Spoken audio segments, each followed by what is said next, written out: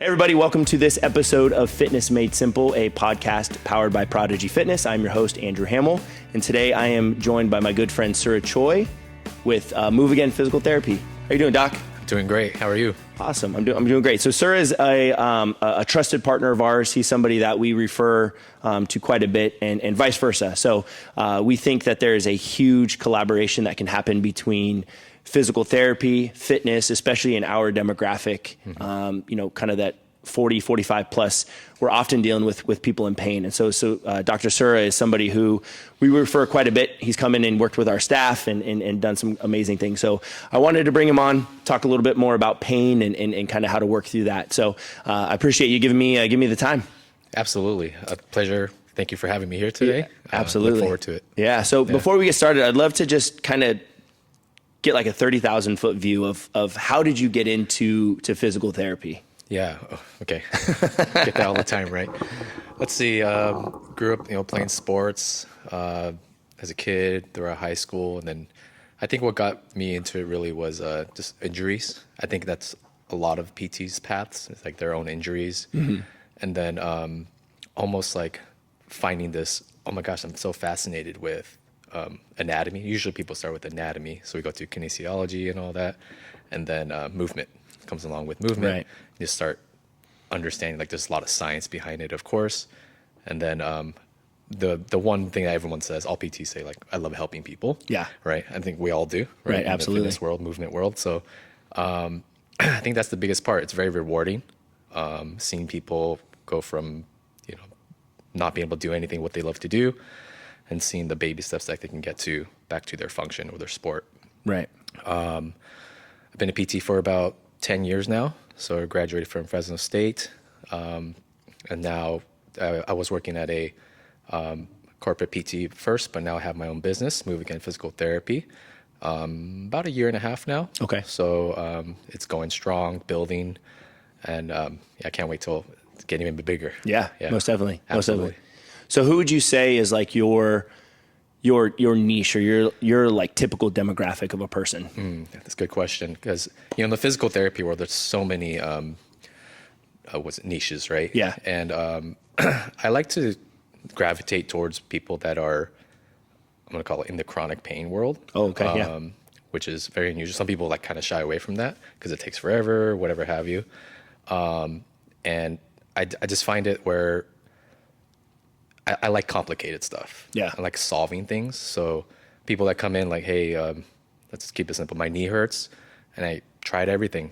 PT, chiro, massage, fitness, trainers, whatever, right? And this doesn't work out. So then I'm like, all right, there's something going on here. Sure. Especially if they've been cleared for anything that's medically needed, right? Right. Anything sinister. And just diving more into the biomechanics of things, a little bit of neurology, or you can call it like the nervous system part of side of stuff. Yeah. That really kind of is a big puzzle piece into their pain. And those are the kind of people I work with for the most part. If it's like a sports injury, I love dealing with those too, because I did do a lot of sports PT before. But my bread and butter, people that are just, I'm going to call it, they feel lost in terms of trying to get better because of this injury or whatever, and trying to put it together. Right. Yeah. Yeah. I mean, I think like one of our coaches, right, Coach Nick, actually sees you and has seen you for probably the last, 2-3 months? 2-3 months, right? And I think he very much fits that scenario, right? Like he had been told by doctors, a ton of different things. He was getting his knee drained because he had so much fluid in his knee, and he was doing all these different things. And I see him in the gym when he first started with us. I remember when we were onboarding him, and one of our big things is, we use this thing called show, tell, do in terms of like demoing an exercise for somebody. We show them what the exercise is supposed to look like, and then we tell them all the cues and all the things that we need to think about, and then we watch them do it. And I remember him going, "Hey, coach, like, I don't know if I can show people a lot of things because of my knee. Like, I can't do a squat. I can't do this." Right. And then I just saw him in the gym the other day, like working out, and he's like squatting, and he's like, yeah, man, Dr. Sir is like totally kicking my ass right now. Like, but like he's made a ton of great progress. And it's like, finding that good physical therapist, somebody who will actually like listen to you and kind of work with you is I think crucial. And which is why I love that we've been able to build this connection. You know, because one, our coaches get a ton of benefit from it for sure. Right. But I think it's that scenario where it's like, he went through all these different things and people are like, yep, I don't know, just go get it drained or go get a cortisone shot or go do whatever. When in reality, like nobody was really working on fixing anything. Right. Yeah. When it comes to Nick, I had him understand, and I have this talk with almost all my patients, is there's always a reason why something hurts. And when people just say, oh, it is what it is, like that's okay. But that's just, it's a cop-out answer when it comes to why they're having this pain. And I was like, there's something there, whether it's clear or visible or not. Something is there mechanically that is, causing them to have that pain, and that has to be figured out. So that's where the detective work comes in. Yeah. So I think that's obviously a great segue into, I mean, quite honestly, I think a lot of our talk today will be about pain, because I think given the fact that our demographic is what it is, right? A lot of people come to us in pain. Yeah. Or I think a lot of people don't start working out because they're in pain. Yeah. Right. And so, talk to me about like what you feel is maybe like what people, like maybe the number one thing that people get wrong about pain, in your experience. Okay. What people get wrong about pain is that it's just part of their life, especially with our demographic. If they're a little bit older, or we'll call it middle age and older, they just accept it that, oh, this is part of growing up. But that's just called being human. Yeah. In terms of everyone's going to experience some kind of pain, and that's normal. It's more about the fact of what you do to get out of it, change things, lifestyle changes, working out, whatever have you. One of the biggest, we'll call it mindsets I go by is humans, we're creatures of habit. Yeah. Makes sense, right? From a fitness, we'll call it biomechanical world, we are creatures of patterns. And there's all these patterns that people have. Anyone can change their pattern. Let's say you roll an ankle, right? You roll your ankle, you're going to walk down the street fine, but your pattern is totally changed. Sure. And the fact that, yes, you're walking, but is it efficient? Are you loading the right places? And that's where pain can kind of creep in, right? Because then, let's say after a couple of weeks, oh, my ankle feels better again. Like, cool. Did other things change too? Yeah, right. Yeah, there's always that pattern that could alter how you move and load different spots of your body. So when it comes to pain, I feel like it's a game of finding what pattern is helping you and what's not. Yeah. For example, let's go back to Nick real quick. There's a lot of issues with him in terms of his foot, okay? Like foot and ankle, because he was seeing me for a knee. And he was like, no one's looked at my foot before. I was like, yeah, that's the first thing that touches the ground. And especially he's in basketball, right? He loves basketball. You need your feet. And if if that ain't working right, something's going to give. Yeah. Yeah. And I think, to that point, right? Like I often tell people is like, oftentimes where you're experiencing the pain may not be the ultimate reason, right? Like you were saying, like with Nick, like, yeah, he's in pain. His knee is he's experiencing the pain in his knee, and his knee might need some work, but like in reality, it may have started from his foot. It may have started from some pattern that started that he didn't realize. And then all of a sudden it's because of the ankle now that his knee hurts, and he's working on the knee when he's not having any relief of the knee pain, right? Because he's not fixing the underlying pattern of, hey, let's fix your foot. Let's fix how you're contacting the ground and all those types of things. Right. Yeah. To go along with that, pain is like your body's way of saying change something. A lot of times people associate it with damage, which that's the one thing. Like, no, nothing is damaged unless you got hit by a car at 40 miles an hour. Something's going to get damaged. Right. But when it's developed and it's chronic, it's definitely your body's trying to find a way to not load or not put pressure on something, and then that's where compensation comes in until it can't. Right. Right. Until it can't. Yeah. And I've always had kind of the idea and the understanding, and obviously correct me if I'm wrong, of oftentimes we're in pain, and yes, unless there's damage to the area, like we're in pain due to a weakness or an incompensation, right? Like, so, hey, I'm going up, every time I go up and down stairs, I get pain in my knee. Yeah. Well, there's nothing structurally wrong with your knee. Correct. But it's more about like the loading pattern of the knee, and hey, just that tissue resiliency and the tendon resiliency. So talk to me a little bit about how you go about kind of working through that with somebody, of going like, hey, there's nothing wrong. We just need to strengthen some things up. Okay. So how I would present this, let's say someone comes, let's just use knee since we're going along that train. When someone has a knee issue, hurts going upstairs, it's like, yes, we're going to have to look locally, look at their quad, tendon capacity, all that stuff. Then I'm asking, okay, when you go up the stairs, are you only using your knee? Like, it's a kind of a tricky question. Like, no, you're using everything, right? Like even your trunk and all that stuff. And so then we look at, okay, we have to look, outside of that knee joint, down the chain, foot and ankle, up the chain, hip, even trunk, lower back. Are those firing, we'll call it, not on all cylinders, because that makes people think like extra hard, but are they firing efficiently? That is the game. And it's almost like I think of it as an orchestra. Like if anyone's into music, right? The conductor's doing this, is that one instrument that's just like off tune. It's got to stick out, and that can make or break the song. So when it comes to, we'll say, addressing, we'll call it a local issue. Yes, there's local. We have to load it. We have to get stronger there. We'll call it muscles. Get the muscles stronger there. Then it's like, are those muscles playing along with everything else around it? Yeah, Absolutely.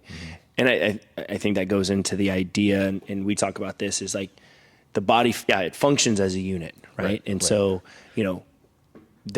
when we train clients, when they come in, like we're doing total body workouts and we're doing multi-joint workouts. And there's some idea about the isolation stuff, but in reality, it all works together. And so if it's not, if there's that one instrument that's off, that might be where the pain is coming from. But in reality, we want to kind of think of the origin of the pain might be coming from somewhere else. Correct. Absolutely. And that's usually the case.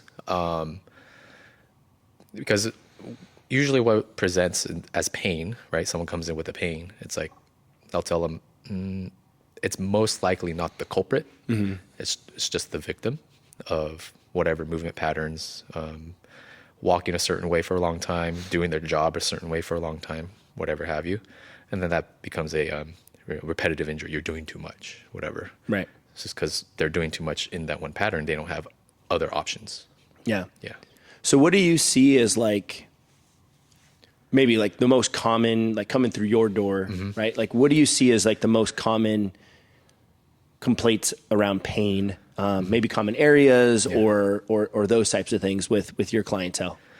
Okay. Common areas. So physically common areas, lower back, and then neck, we'll call it upper back, neck, then knees and shoulders.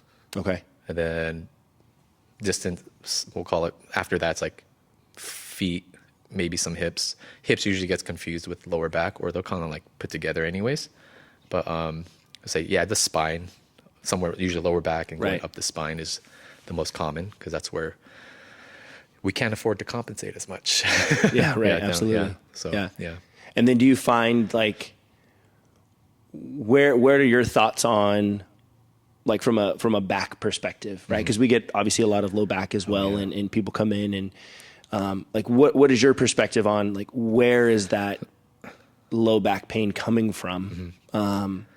Is it the whole idea of, hey, I'm just sitting too much, or because they talk about like the whole idea of like the sitting's the new smoking and those types of things. I don't know if we want to get that drastic, but like where is that low back pain coming from in your opinion? Lower back, I would say some of the biggest missing pieces is, everyone, not everyone, but a lot of PTs, a lot of trainers will say, oh, your lower back bothers you. Let's look at your hips. Totally fair. And that's one of the, we'll call it closest neighbors to the lower back, literally your pelvis and area, right? I always tell people, if we're talking about lower back, that's the lower neighbor. Like that's 50% of the other neighbor, right? Then I tell people, okay, what's your other neighbor? They're like, your rib cage. So that's up the change. So let's say like fancy word is thorax. That's the medical term. But if you just think of rib cage, that literally is the upper half of the above the lower back. That's commonly the missing piece. That's a lot of stuff that I do is looking at how people breathe.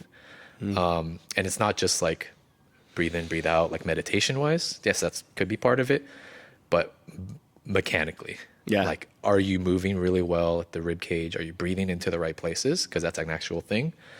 And that can help promote better movement throughout the spine. And when you're moving better at that part, then the lower back gets to take a vacation. You know what I mean? But when that's not moving well and or the hips are not moving well above and below, then even when you sit, all the pressure goes into the lower back. So the sitting itself is not really the problem. It's usually, I tell people like, how were you sitting last week or the day before that? Were you able to last 27 minutes or 14 minutes? Nothing has changed about your spine itself. You're sitting in the same spot. Now it's more about tolerance. It could be what you did that day, the workouts, whatever have you.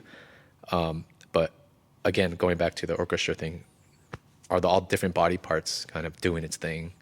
Are they sharing the load? Then your back feels better. Right. When it's when they can't or they can't move well, can't load right, it's going to go somewhere. Yeah. A lot of times lower back. It's very central. So yeah. Let's dive in because you brought up a topic that I think in on my perspective, like in our space, I don't want to say it's a hot topic, but it has definitely gained some traction over the years, right? With things like, Postural Restoration Institute and whatnot. But I think it's something that the layman person, right, doesn't know about. And I actually even had a conversation with a client yesterday, and it's breath work and it's breathing. And we were going through the whole idea of, like, if we go back to let's say the 80s and 90s, or it was like the whole idea of like, breathe out on the way down or breathe up, like all these different thoughts and whatnot about breathing. Right. But it's not something that we often think about, and how that potentially could be leading into some issues, right? So what are you seeing with, and I know you're running a workshop, and I don't know if this will come out in time to help kind of plug that a little bit for you, but you're doing a whole workshop series on breath work. Yes. So like what do you see with breath work and where people are often falling short with that? Okay. Yeah, breath work is on the surface, it's very helpful to a lot of people because you just at least pay attention to it, because that's the first part. They have to pay attention to it and, like I'm breathing, I got to breathe into my rib cage or move better here. Then we get more granular with it, right? You're getting more to the detail. There's a couple ways you can look at it from a posture restoration standpoint. It's going to be about sympathetic, parasympathetic. So just to clear up on that, sympathetic is fight or flight, right? It's like when your adrenaline is going. The common example is like a bear jumps out of the bushes and you have to run or fight the bear. Everything's just going. And then there's parasympathetic, which is called rest and digest, when you're just totally relaxed and all that. It's very, it's hard to see sometimes, but when people are very, I'm going to call it tuned up, wired, they will be more or less, I'm going to call it quotations, stuck in sympathetic, right? Yeah. Their needle has really to spin over there. Any given day, that's fine. When we work out, you need that. We definitely need that. 100%. But they can't get out of it. And sometimes people are like, but I'm sleeping fine. I'm like, but still, your nervous system can be still in that sympathetic mode, even when you're sleeping, and when you're just chilling on the couch, whatever, because of tension, right? Yeah. There's a lot of tension going on. And when it comes to the rib cage and breathing, I'll commonly ask my patients, like, how many times do we breathe a day? They're like, I don't know, thousands, millions. It's 20,000, give or take, right? Yeah. And that's a lot of reps. And then that comes down to the ribs and the lungs, even people that do the belly breathing stuff, whatever. Are all the joints, all the muscles, that tension kind of going in and out, that 20,000 plus times a day. When we are tense, we will tend to breathe a little bit more, we'll call it upwards, right? So that tension is there more so, and then we have to like breathe with our neck more, breathe with our lower back. That sounds weird to some people, but if you really start panting, you will use your lower back and your neck. We just don't want to be stuck there. Yeah. And so when it comes to the whole nervous system thing, one of the best analogies I got is from one of the posture restoration instructors is you either want to be Batman or Bruce Wayne. And you don't want to be Batman all the time. Yeah. That's like fight or flight, fight Gotham City, whatever. You want to get to Bruce Wayne the best you can, so you can just chill, be calm and collected. That's what people are missing. Yeah. Especially with today's modern world. Phones, screens, go to work, drive, traffic, do more stuff at home, time crunch. We don't have enough hours in the day. People are just wired. Yeah. So then that can eventually manifest to, we'll call it, that's a system thing, nervous system thing, that can manifest to a physical thing, a biomechanical thing. Right. That's one of the biggest, we'll call it, not misunderstandings, but people just don't get that exposure to that kind of knowledge, that can definitely affect how someone moves, especially when they work out too. Yeah. Because they'll just be too stiff. That can make them not move well at the hips and the pelvis, et cetera, et cetera. Yeah. Up and down the chain. Right. And I think that goes into this idea where it's like people get this like quote unquote tight feeling, like, oh, my hamstrings are always so tight. Yeah. Right. When in reality, it's probably more of a nervous system thing. Yeah. Right. And it's more of if I can get that breath work to help get my body to relax and calm down, then all of a sudden that tension goes away, and then my hamstrings don't feel as tight, and my, whatever. Right. Right. What would you say if somebody were to like, hey, I want to maybe start incorporating some low level breath work, right? Like what would that what would that look like for them if they wanted to just incorporate something in their day? So if you want to incorporate it, the best situation would be to, like when you're first introducing breathing to your routine, is find a place where you can lie down. The reason why, like on your back, with your feet on the ground or feet on the chair on a wall, because that's your system to feel like you're more grounded, especially with the trunk, the upper back. And I'll tell people, put your hands on your chest and your belly, whatever, just anywhere, and just breathe for like 2 to 5 minutes. I know it's a big window, but people just do it like 2 or 3 times. It's like, it's not enough. I want them to like really tune in and be like, okay, what am I feeling? Where am I feeling it? Then they start noticing like, I'm breathing out longer, or am I more in my neck? Whatever. All these little details start to show up. It's easy for me to say, hey, pay attention to your neck or whatever, but it's more valuable when they start finding it themselves. They're like, oh, I'm feeling my neck kind of work. They just kind of zone in on it. That's where I tell people to start. It's just, it sounds kind of corny, but like literally tune in with yourself. Yeah. But with the purpose of breathing and feeling this stuff. Right. Get into the game. Yeah. Yeah. Okay. So let's shift gears a little bit and talk more about kind of the blend, because I'm a big believer in that there is a blend and should be more of a blend of, let's say, physical therapy world and like the strength and conditioning, the personal fitness world. Where are you at in regards to strength training with pain, and how to, how the two can work together? Yeah. If that makes sense as a question. Yeah, absolutely. So when people come see me, obviously they're in pain, they're maybe scared of certain movements. Let's use a squat, for example, just to keep it simple, right? Say it hurts when I squat, whatever body part that is. The biggest thing I'll try to challenge them with is, if you saw someone else squat right now, would you tell them that's dangerous? And they're like, no, hope not. Right? Yeah, right. And I'm like, because it's not. And it's more about sensitivity, right? Whatever tissues that they're dealing with, it's sensitive. no different from a sunburn, right? You get sunburnt, you touch it, oh, it's a little sensitive. Is something wrong with your skin at that point? No, not really. Is the sun, we'll call it, dangerous for you? Not really. It depends on who you talk to. Yeah, right. Obviously, we don't have too much exposure, but whatever. And then I'll tell them, okay, if they've had it for a long time, there's a lack of loading there, right? Mm-hmm. So then that brings up the, we'll call it, comparison or concept of capacity and the tolerance, right? So like there's load, meaning how much you're squatting, whether it's body weight, barbell, more weight, whatever have you. Mm-hmm. And then there's the person's capacity, right? When their capacity is down here because all they done was rest. Right. And their doctor's like, go rest, go ice it, take your ibuprofen, meloxicam, whatever have you, right? That's going to come down here. So then now it's like, oh, it kind of feels better. But then once they go back into squat, they start to get pain again because they haven't built to their capacity, right? They need to build that capacity, and that's tissue work like we talked about earlier. So when it comes to strength training or working out and kind of bridging that gap between PT and training, it's never black and white, that's for sure. Because it's a pet peeve when people say, oh, that's training. Oh, no, that's rehab. I'm like, no. Like, it's all the same. Depends on who you talk to. 100%. It's all semantics at that point.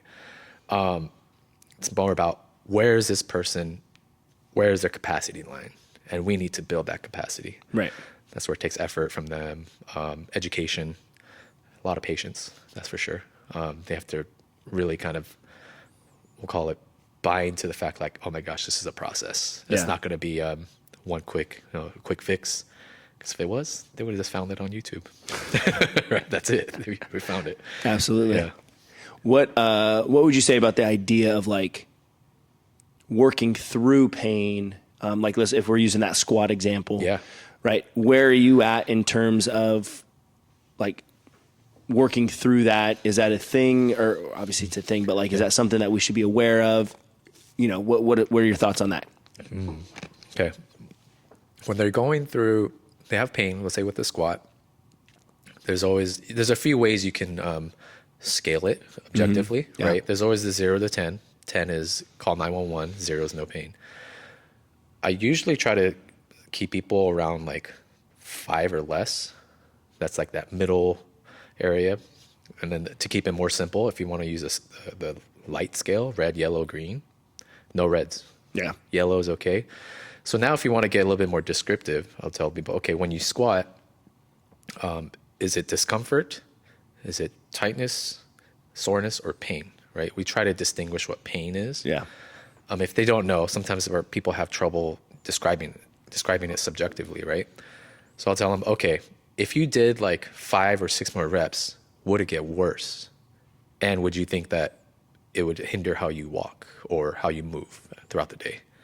That's kind of the telltale sign. It's like, if it's making you worse or it's going to affect your function, we don't want to keep forcing that. And when it comes to squatting itself, it's like, it's okay to feel it. Right. It's okay to feel that pain because you have to find your capacity line. You have to feel like, let your body talk to you, so to speak, to say, oh, this is too much. Yeah. The one F word that I don't like when I'm treating people is force. Right. Okay. The other F word's fine. We get a lot of that. Yeah. Right. No forcing, but experiencing things like that, it's totally fine. It's actually probably necessary. Sure. Yeah. Yeah. So the whole idea of, and kind of a crazy story. So, and I think I know your answer on this one, but the idea of like, hey, if I'm in pain, rest it. Right. And so like crazy story. So we had a client come in and she got sick, right? She had some upper respiratory stuff. Right. And so she, in the back of her mind, had this idea of like, oh, I'm just going to rest. I'm going to sit still. Like she literally for 2 weeks sat on her couch and did nothing. Yeah. Right. She comes back to the gym, and the first day she's back, she's not doing anything crazy, but she's like, I got this weird feeling. Like I'm just short of breath, like weird feeling. Come to find out, like she sat so long, she like goes to the doctor, and the doctor was like, you have a blood clot. Oh.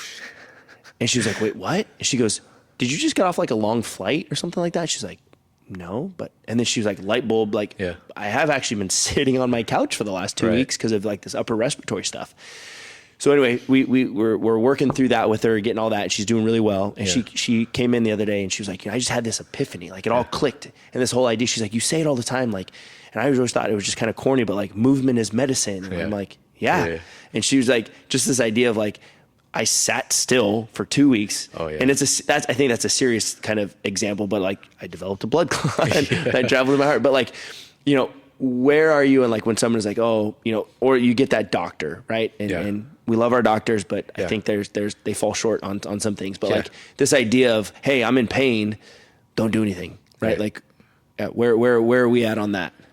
That still comes around. So they're, I'm going to call it the old school mindset. It's still there, still around, unfortunately. When it comes to, we'll call it an acute injury, again, let's say I just rolled my ankle really hard playing basketball or something. I might rest it for a day, maybe 2 at most. It depends on how severe it is. After that, you got to get it moving. Yeah. Because I'll say this, if it had to get down to physiology, the one thing, there's 2 things really. 2 things that help you get better, the most part, is blood flow. Now, blood flow has this big umbrella of working out, lifting weights, cardio, moving, period. Movement is medicine, right? And then the second thing is rest, or I'm going to call it good sleep, right? That's another category that we can probably touch upon. Those 2 don't exist. Down we go. And then you can, again, you'll heal somewhat and it might go away, but it's going to be subpar for sure. At best. It's going to be subpar, that injury, whatever have you. So telling people the rest, again, that comes to that mindset. Like, what does rest mean to someone? Does it mean just sitting off of it for an hour, or does it mean like sitting on the couch for 2 weeks? Hopefully it's not the latter. Right. And resting is just like letting it calm down a little bit versus resting in it does not make it stronger. Right. And I think it goes like, because we still get clients who come in, and I think there's still this like mentality of like the whole rice, right? Right. Oh, yeah. The whole rice thing where it's like rest, ice, compression. And even it's funny, like when I tell people, I'm like, even the guy who came up with that has even said like, that's probably... He redacted his statement. He redacted it, right? And like, that's probably something that we shouldn't be doing, right? Like, and people are like, wait, what? And they've like lived their whole life of like, okay, I'm in, like, what should I do? Should I heat it or should I ice it? I'm like, you should just move it, right? Just move it. Like, you know, we don't necessarily need to ice it like we used to anymore. Right. But that actually brought up an idea. Like, just I'm always curious, like what like their thoughts are, because obviously I have my thoughts. But like, what are your thoughts on like ankle braces and things like that? Because we get people who come in, and I understandably so. I understand. I think a lot of it is mental, on my perspective. Like a lot of it is mental, but they'll come in with like a knee sleeve on, or they'll come in with like an ankle brace, and they're very like hesitant to take them off. Like where are you at with like ankle braces and like knee sleeves and things like that? Okay, ankle brace. Let's go ankle braces first. There's different kinds, of course, right? So if it's that Velcro kind, or let's say the sleeve kind, might be good for swelling, because if someone just rolled their ankle or like they have this chronic swelling, it might help for that, and it kind of compresses it, gets that tissue, that fluid back into the system. But that's not going to do anything in terms of for preventing injury. It's almost just like a little hug for your ankle. That's it. But it's not going to protect it, especially with someone's here working out. God forbid that they do something, they kind of roll their ankle, like here. That's not going to prevent that happening. It's going to happen. It's going to happen with or without the brace or the sleeve. If someone came off a sports injury, and they had like a little bit of a firmer one, like the kind you have to slip on, maybe tie some laces and all that. For a little bit, because that swelling in that ankle is going to be very unstable. All those muscles around it and tendons will just be inhibited. They won't be able to like fire them to protect the ankle, and then they can retweak it. Right.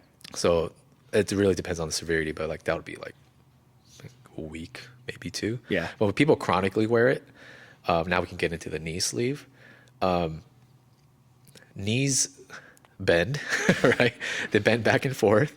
There is a little bit of rotation there. But it's the same concept. Like it's just giving it a little bit of a hug and a little bit of a, oh, it's okay, kind of thing. And it's not going to counteract all the forces that are going through it, especially if you're squatting with weight, lunging, or even getting to a little bit of like plyometrics, like off the ground. That impact is not, that sleeve is not going to do anything for it. Yeah. It's more of a mental game at that point. And maybe that goes back down to like what we said earlier, like, is it dangerous?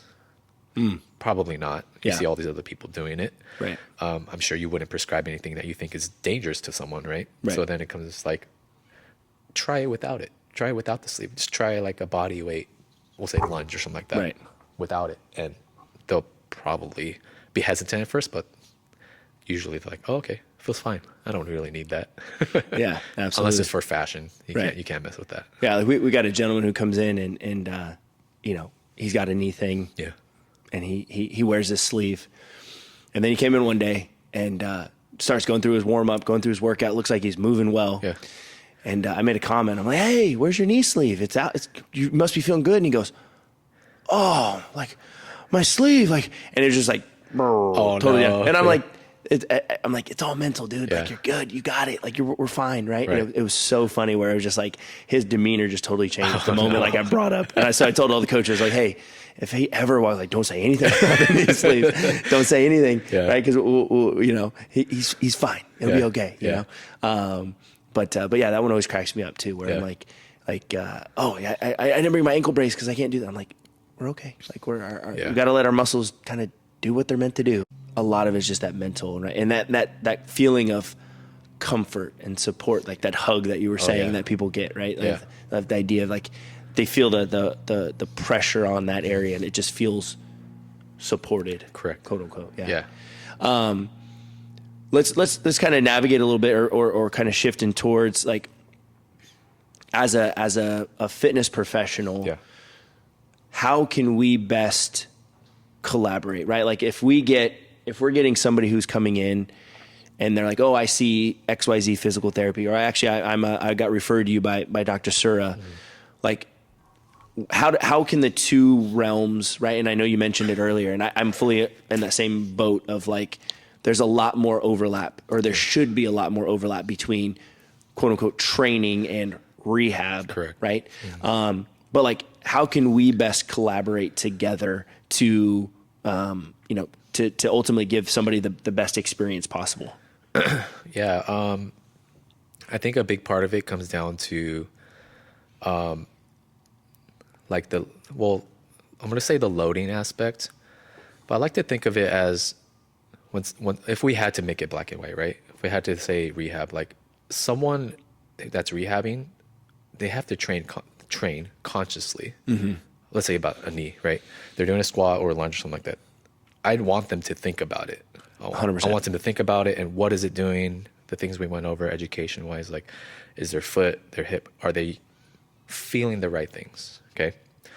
And then when it comes to, we'll call it comes here, like I would want them to not necessarily fixate on it, maybe in the back of their head, like it's in the back burner, but I don't want them to think about it.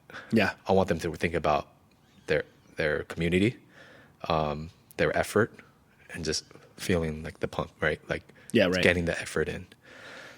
Obviously, if it comes around, if they're doing like an exercise program here and then something starts to bother them, they may have to make some tweaks. And that's where, communicating with us PTs and trainers and all that, it's like having an understanding of like, I'm going to say the person's capability is a big deal. It doesn't have to get too nitty gritty in terms of like, okay, Andrew, like make sure this person doesn't twist that way. That's like, it's way too detailed. More about like, can they like load it with their leg in front of them? Can they do a lunge with their leg behind them? Whatever. That's where a little bit of the, we'll call it nuance comes in. Yeah. Right. And trying to find what is, I'm going to quote, not dangerous for them at that moment. Right. So they don't feel that pain coming on. They don't get towards that red light. And that's a case by case. There's never going to be, oh, do this for every knee pain. Right. We all know that. Yeah. Yeah. But yeah, a lot of it's just communication on like the person's capabilities, because even one person might change week by week too. Sure. Right. Like let's say we have a shared client or patient. It's like next week they might complain like this bothers me now versus this. All right, let's make some modifications. And I think us having it, I think we're on the same page in terms of like, yeah, we just need to find a way to like almost like find an entry point, right, and load them, accordingly and progressively, and absolutely, they'll feel better. They'll be history by then. Yeah. What does so what does it look like? Like if I were to come to you, or if one of our listeners, let's just say, comes to you, right? Like, what does that look like in terms of like your, I guess for a lack of a better term, like an onboarding process? Like, what does that typically look like for you? Yeah. So like the first visit, consult, whatever.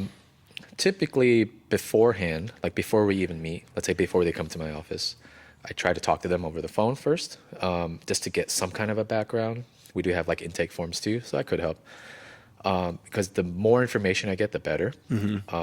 This might be a little bit of a sidebar, but one of the biggest pet peeves I had with corporate PT or even some other PTs, whatever, is they don't listen to the person. And I'll like tell them like, we're gonna talk a lot at first. You tell me, I'm asking questions like about everything, right? Not just knee pain. What have they been doing? What did they do when they're growing up? What bothers it? What doesn't, etc. I'm trying to just like build this person, right? And that could take like 10 minutes, could take half an hour. Just depends on the person's history, because that gives me so much more information than my knee hurts. My knee hurts when I squat. I'm like, okay, there's like 500 million people in this world where their knees hurt when they squat. So they come in, we talk. Then if we had to break it down, it'd be, okay, we do like a movement assessment, right? I'm gonna put them through all these different movements from foot to neck, squatting, lunges, spine stuff like bending over, bending sideways, single leg balance, single leg squats, reaching behind their head, reaching behind them, turning, whatever, just everything we can think of. And then making mental notes as I watch them. Okay, we're restricted here, whatever. And then as a PT, I'll put them on the table. There's a bunch of range of motion tests I'm doing, checking if things are moving well, really checking, you can call it joint by joint in a way. Are things moving well relative to other joints, other bones? That's a big one. And then of course, like feeling and palpating things, see if things are tender. That kind of goes back to the basics. Then at that point, we have a really big idea of from, again, foot to neck, foot to head, head to toe, whatever you want to call it, where we're restricted. Or are we biasing a certain way? Are we overstretched somewhere? That's very common. People that you said earlier, like hamstrings are always tight. I'm like, most of the time, their hamstrings are probably not tight. They're just tense because they're hanging on for dear life. Right. A lot of these tests that we do give us paints a better picture for that. And then from there, if we have time, especially that first visit, we'll intervene a little bit. Give a couple things to like feel. I want you to feel this. I want you to work on that. Given that they want to come back, then we get a plan.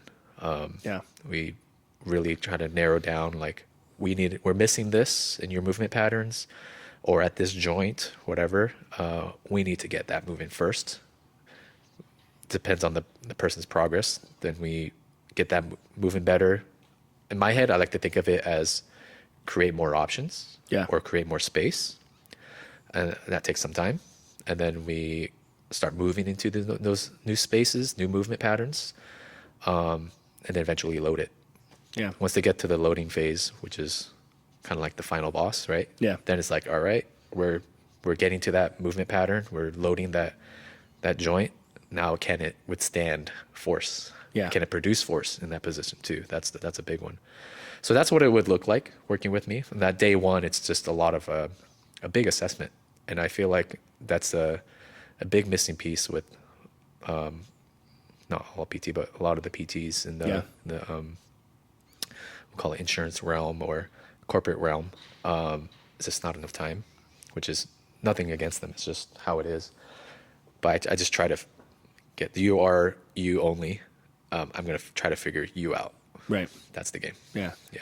Yeah. And actually that was kind of my next question. Cause I think where I sit, like I'm on the, obviously like the periphery of physical therapy. And so I've seen like a huge, just even like nationally, what I would think would be like a big uptick in kind of the quote unquote, like cash-based, like private physical therapy.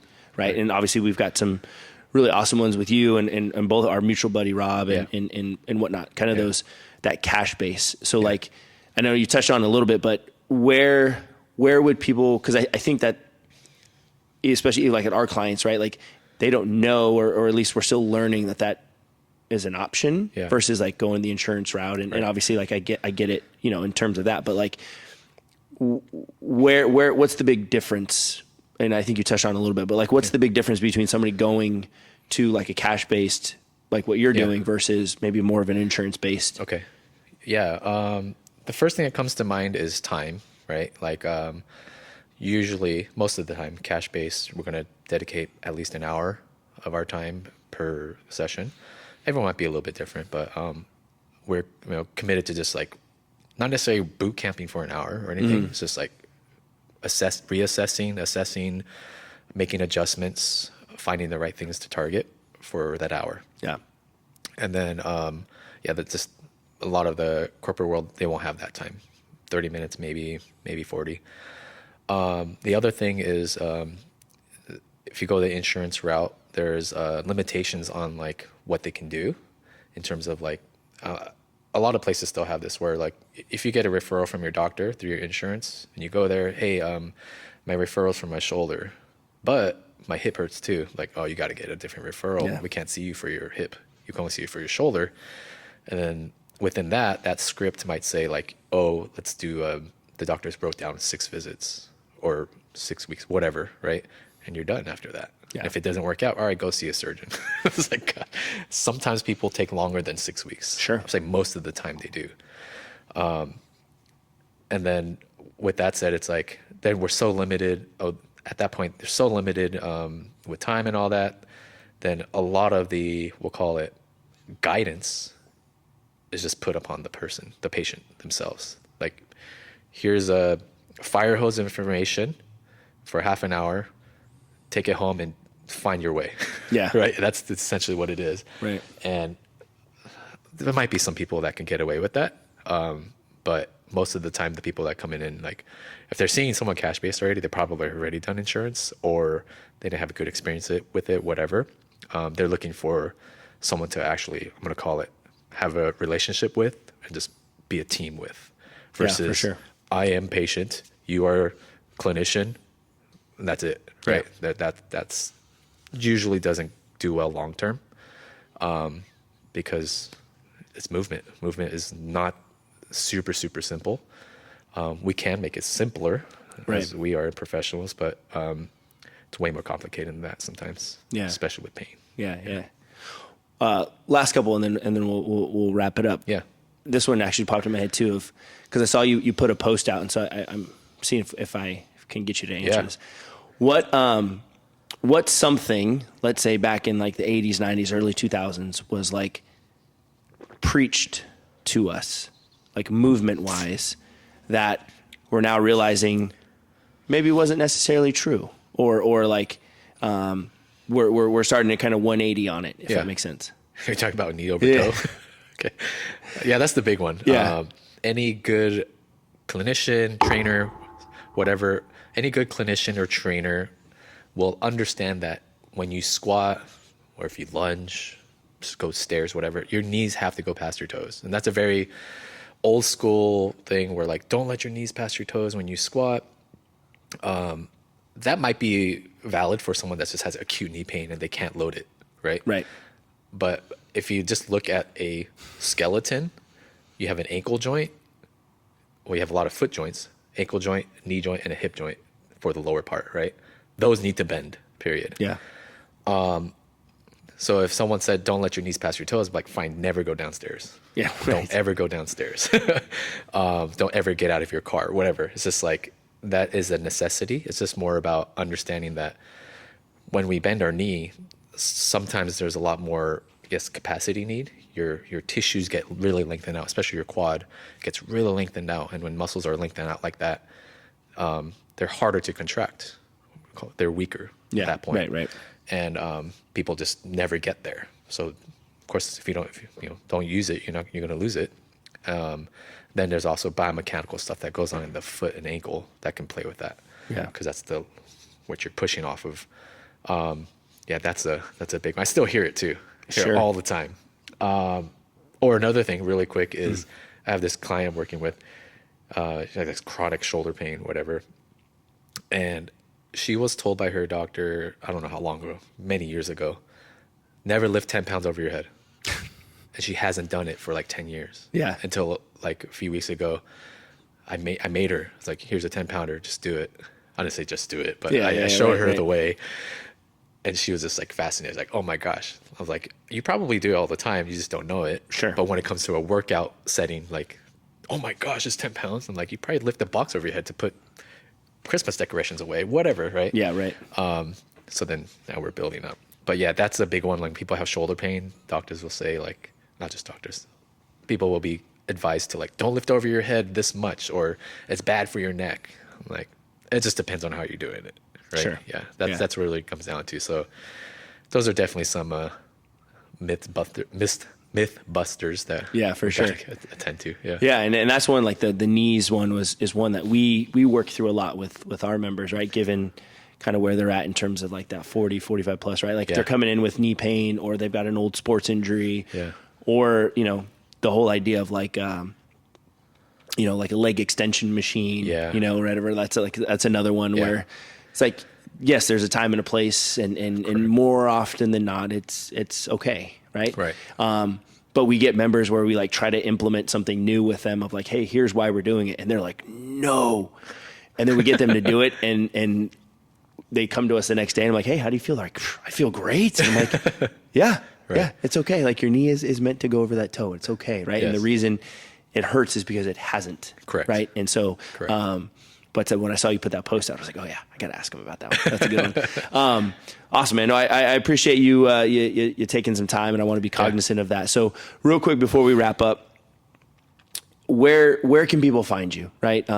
Other than, your flyers in our lobby, Right. Where, if people are looking for you on social, if they're looking for you on the website, like where can they go to find you? Okay. So I'll probably be most easiest to contact through social media, through Instagram. So it's Move Again PT, at Move Again PT.